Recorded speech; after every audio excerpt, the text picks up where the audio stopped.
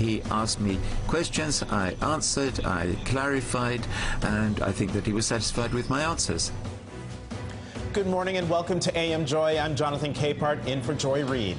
The Russiagate investigation appears to be closing in on Team Trump. The New York Times reported last night that Donald Jr., Jared Kushner, and Paul Manafort had a previously undisclosed Trump Tower meeting last June with a Russian lawyer with ties to the Kremlin. As the Times points out, this is the first confirmed private meeting between a Russian national and members of Mr. Trump's inner circle during the campaign. The Russian lawyer, Natalia Veselnitskaya, is known for fighting the U.S. Magnitsky Act, which allows the U.S. to seize the assets of and deny visas to suspected human rights abusers from Russia. In retaliation for the 2012 law, Russian President Vladimir Putin banned American adoptions of Russian children.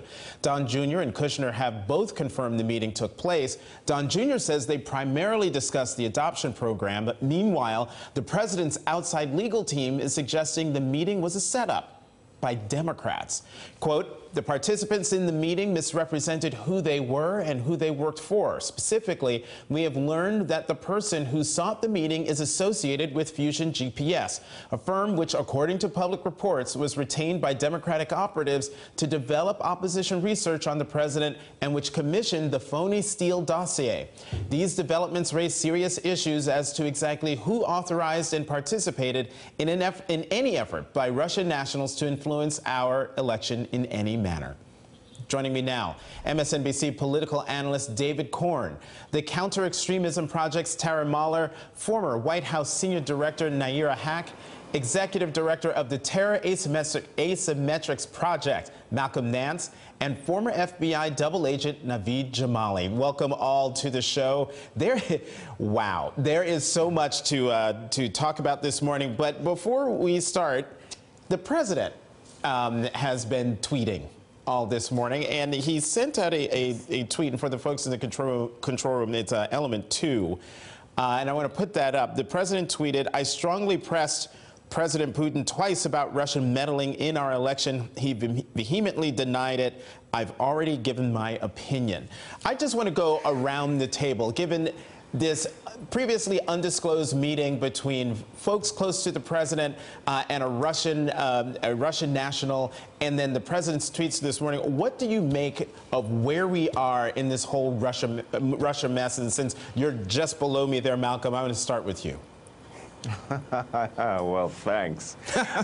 You know, it's literally like he spent the entire flight back from the G20 summit thinking about what he could, you know, what he wanted to deny or what he wanted to, how he wanted to shape the message. And this morning's tweet storm is just classic. I mean, you know, Vladimir Putin vehemently denied it. That's okay for me. That in itself is troublesome. And even worse is the tweet that you're probably going to talk about next, which is setting up the joint cybersecurity unit with Russia to stop meddling in elections. Yeah, that's absolutely insane. There it is. Who is that just saying, there it is? That was me. Which is that Naveed?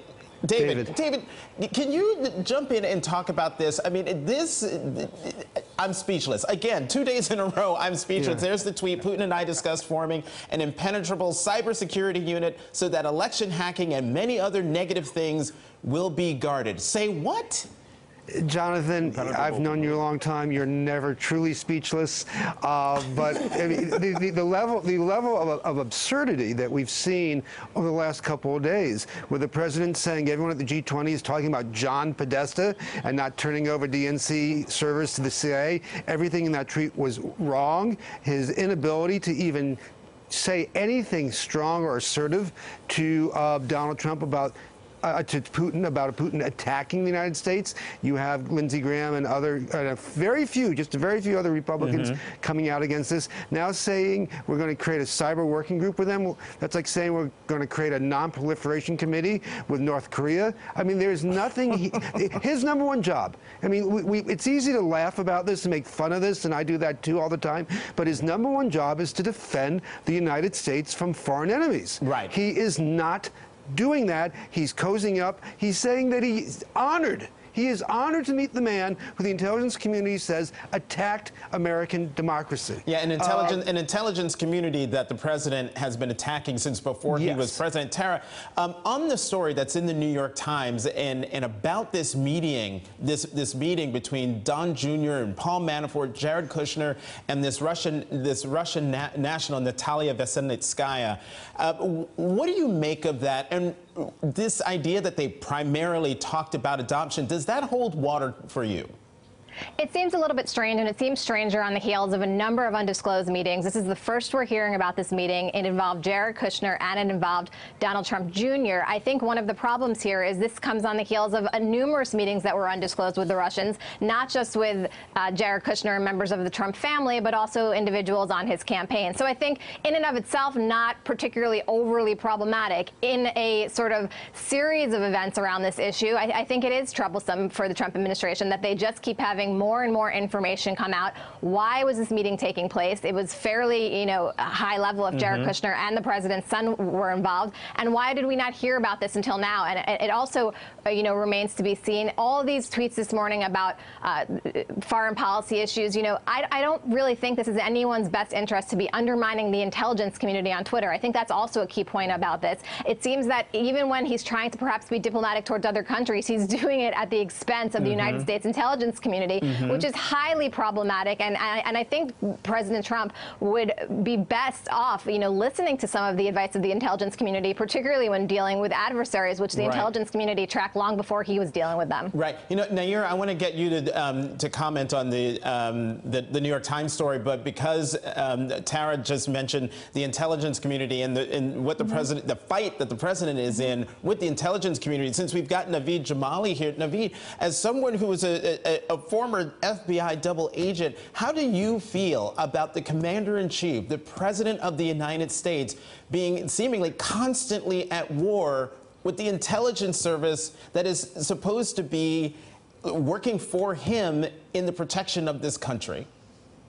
Jonathan, when I tell my kids don't eat cookies and do your homework, and they come back and eat cookies and don't do their homework, I don't then ask them, did they do their homework and eat cookies? I know that they didn't. Well, the intelligence community has come out and said Russia's behind this. You don't need to ask Vladimir Putin. I don't even understand what the president hoped to gain by it. If Vladimir Putin said, yes, we hacked the election, what was he going to do then? What was his rejoinder there? What was his follow-up? So it's a pointless discussion. You don't ask your adversary if they're behind undermining your democracy. We know they are. But look, there's a larger part here. Years ago, I worked for the Secret Service Electronic Task Force. And one of the biggest things when it comes to cybersecurity is, of course, hardening the cyber defenses. But the other part is extraditing cyber criminals.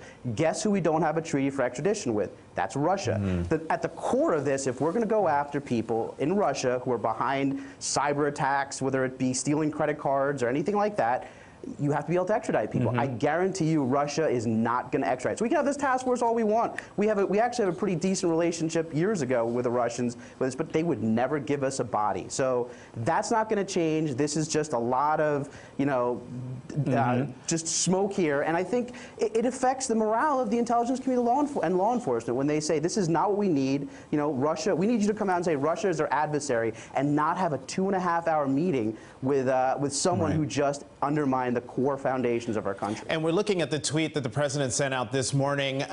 Fake news said 17 intelligence agencies when actually 4 had to apologize. Why did Obama do nothing when he had info before the election? And as we all know, the consensus of the intelligence community is that Russia hacked our previous, interfered with the 2016 election. Nayyirah, you're the one person here on the panel who's worked at the State Department, worked at the White House.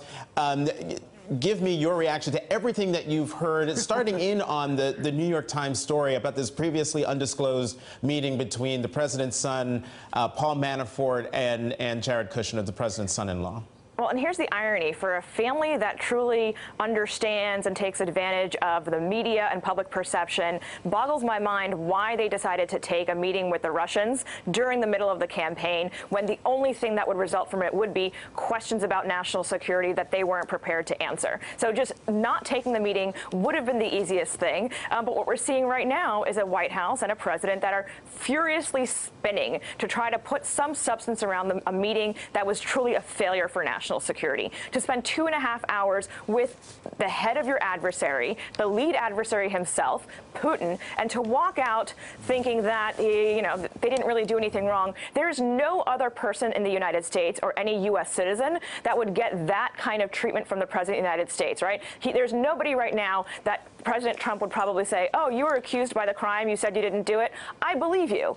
So the idea that he would do that with an adversary shows two things: that he truly doesn't understand what it means to keep America safe and national security, and the second part, that he actually can't handle one-to-one confrontations and conversations, that a lot of his psychology of bullying and the bluster, he folds when it comes to actually being one-on-one with someone in a meeting, and what ends up happening is afterwards he has a furious tweet storm to try to cover it up.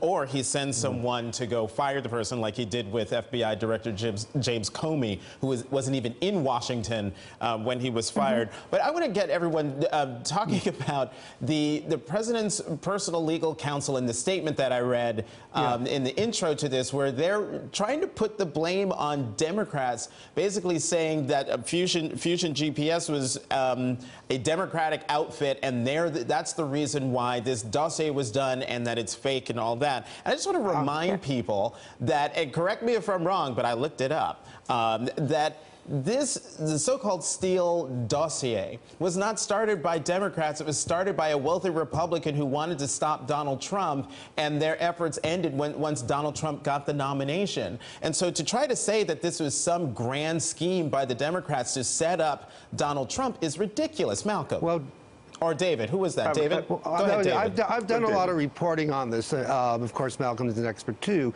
But you got to say that Fusion GPS did put out a statement saying that it had nothing to do with the meeting. It was indeed working with an American law firm that was working with a Russian person who had hired this Russian attorney. So there is a connection. But what Mark Corallo is doing is trying to create an alternative narrative here in this bizarre world in which the Steele memos, which again also I first reported on before the election, was somehow cooked up as part of a KGB disinformation campaign that used the Democrats to try to discredit Trump. They've been pushing this story out in a lot of different ways. There is actually no truth to it, and you're going to see this deflection over and over again. The big question is, why was the Trump people meeting with the Russians at a time when that was an issue?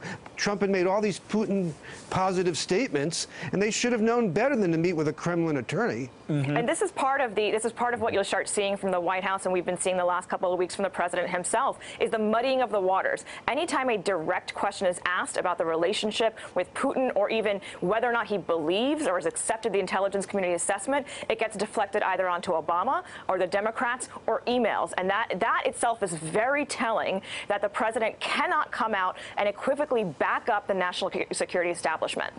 And I will add, if I could just add to Tara, Naira's real point. fast, and then Malcolm, go ahead. President Trump's been critical of the Obama administration in his tweets this morning. By that logic, isn't it hypocritical that he's not taking a stronger stand right now against cybersecurity hacking? If he didn't think the Obama administration did enough when they learned about it, he should be taking an even firmer stand, not sitting there perhaps nodding in agreement or not confronting Putin, and not sitting there crafting any sort of policy response. A cybersecurity working group is not a deterrent strategy. It's not a punishment strategy. It doesn't prevent actors from doing a certain behavior over and over again. It seems like a pretty soft response. It seems like a working group of nonsense. Right. And what's going around on Twitter right now is it's like forming again a group with Assad about chemical weapons use. I mean, it's just completely absurd. And Malcolm, real quick, did you want to squeeze in there? Yeah, you know, it's funny because I go to the Spy Museum in Washington, D.C. There's a coffee mug that has Trump's strategy, and this same strategy that was used for this meeting, which is deny, deflect, make counter accusations. That is an old KGB